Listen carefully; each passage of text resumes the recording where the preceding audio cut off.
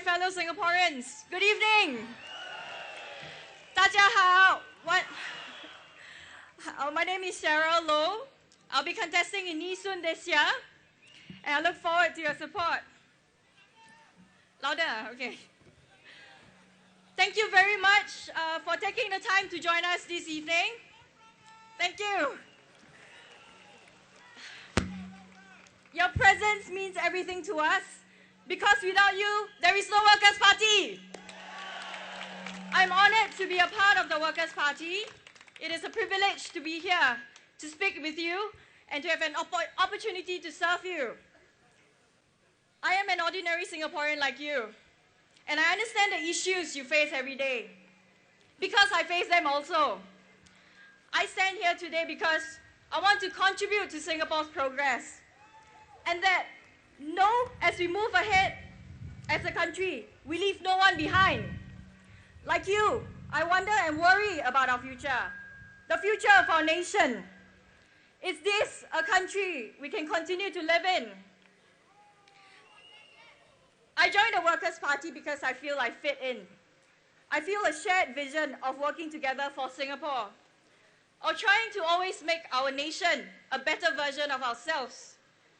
At the Workers' Party, we believe in equal opportunities and agree that elitism cannot rule Singapore. If we only have elitist leaders who have only had perfect paved lives and careers, how would they be able to relate to the issues of everyday Singaporeans? How are they able to connect to you and to me? These natural aristocrats are going to enact policies that will affect our lives, your lives and mine. Policies that are detached from the everyday Singaporeans.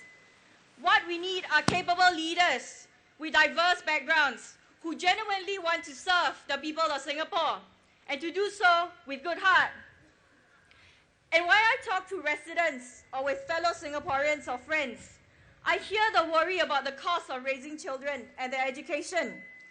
They worry about the ability to afford housing at the same time, the instability of our public transport system, and yet the cost of owning a car is very, very high. And then there is the rising cost of healthcare. I remember hearing this phrase many times. In Singapore, it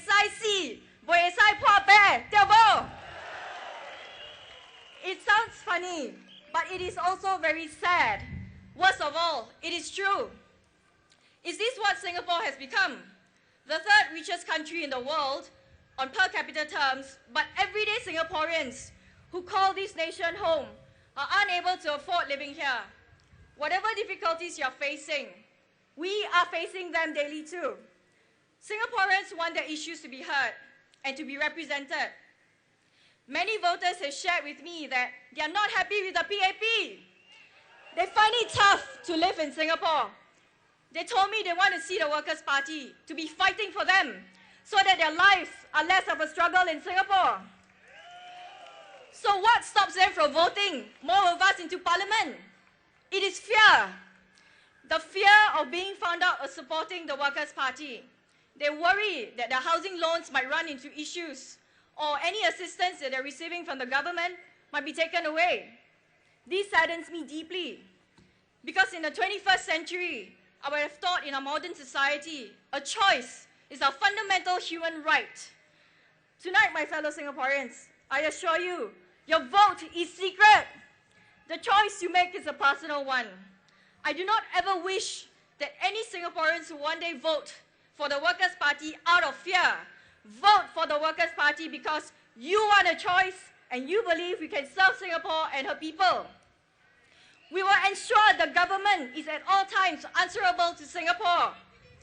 The Workers' Party hears you and we will raise your issues. We will be your voice in and out of Parliament. We have made our stand very clearly. We are not opposing for the sake of it.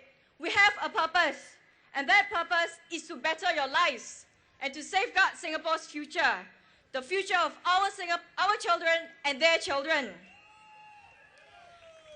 As for me, growing up, financing my education were problems I faced. Thus, I feel very strongly about education. I believe in lifelong journey and learning. It opens the mind, and not just academically, but also in general aspects of life and decisions as adults. Yes, there are financial assistance and schemes made available for the needy families. But more often than not, those who need help are not aware of these schemes, or probably do not know where they could get help from. Because daily, they are most likely trying to make ends meet in Singapore and take each day at a time. How do we reach out to these Singaporeans who have fallen through the cracks? The desire to ensure that no young Singaporean has to be deprived of an education simply because of financial difficulties remains valid in this day and age. This is where help has to come in to help them understand that education is a gateway to end the poverty cycle. We should start from the schools itself. In the Workers' Party Manifesto 2015, we see social inequality as a challenge to be tackled and not as an inevitable outcome of globalization. We are proposing for equitable funding for schools so as to mind the school quality gap. There is a gap in disposable funds between elite and neighborhood schools. This is because elite schools usually charge higher fees, enjoy greater economies of scale, and have a wealthy alumni. As a result, these schools offer more varied sports and enrichment programs, thus producing more well-rounded students.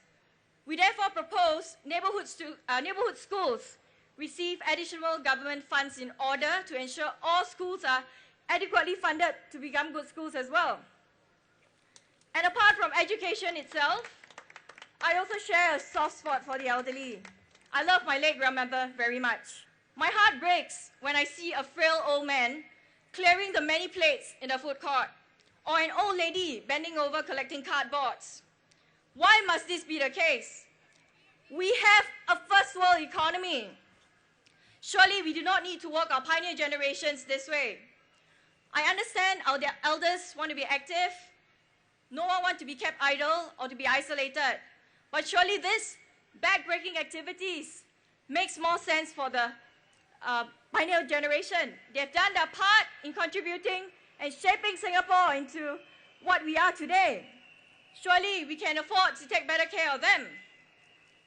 If they insist on being self-sufficient, let's support them by providing jobs, which is more manageable for their age and physical abilities. That is why we propose a lower CPF payout.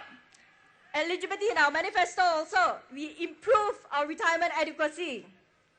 We propose to lowering the CPF payout to age 60 years old. This will give CPF members the option to start receiving CPF monthly payouts earlier if they need to, instead of having to wait till age 65. The payout eligibility age should be delinked from the retirement age and the re-employment age as well. This will provide members with more assurance of what they're wanting to do with their money, regardless of their employment status. CPF should allow members to choose the age of the withdrawal so that they can continue to earn interest on their savings and a higher monthly payout at the later withdrawal date. Lastly, I would like to share with you, in July this year, Dr. Ng Eng Hen was interviewed by the Straits Times. Do you know what he said? He said the general elections in 2011 was a rough patch for the PAP. He admitted that the relationship between Singaporeans and the PAP was like that of an old married couple, where you take each other for granted. Why so?